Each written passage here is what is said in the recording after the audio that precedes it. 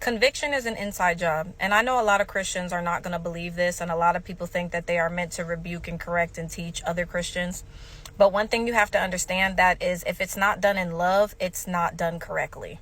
So a lot of Christians will get puffed up with pride and self-righteousness and knowledge because they have overcome something and they believe and begin to judge and try to play the part of the Holy Spirit, which is to push conviction onto a brother or sister, making them feel less than or as if their journey is not authentic because they have not yet conquered or gotten to a certain space of self-awareness to want to willingly give something up to the Lord. Because let me tell you, my journey with smoking weed, for example, I didn't feel conviction for smoking weed for a long time. In fact, I would smoke weed and read the Bible. I would smoke weed and meditate and talk to God. And for a long time, you couldn't tell me that I was doing something wrong. It took a certain season of my walk and my journey within my faith that the Holy Spirit had to convict me of it. In a certain season, I looked at weed as a tool, a resource that God gave me. And in another season, I looked at it as something that was hindering me and not giving me a sober enough mind to have the level of clarity that I absolutely needed to walk into the next season of my journey. You have to let people get to where they are. If they ask you, if they seek you, if the Holy Spirit guides you in love to instruct somebody or help somebody or guide somebody through something, that is one thing.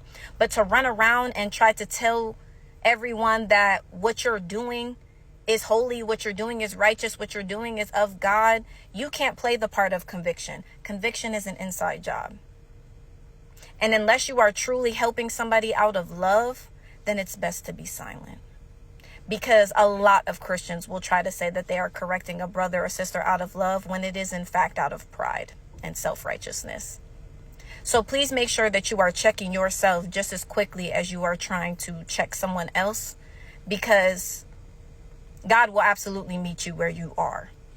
I found Jesus in the midst of my addictions, in the midst of my sin, like many people will tell you. He came and found us. He left the 99 to come find us. I grew up in the church. Nothing that the church or the religious sanction told me made me feel any more convicted than when the Holy Spirit was actually guiding me. And I had a true and authentic and genuine relationship with Christ. So telling somebody and thumping them over the head with the word, it is good. A timely word is beautiful. It is sweet to the soul. But again, timely is the key. So I hope that helps somebody. I hope that gives somebody some encouragement. Give it to the Lord.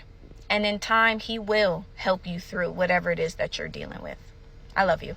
Bye.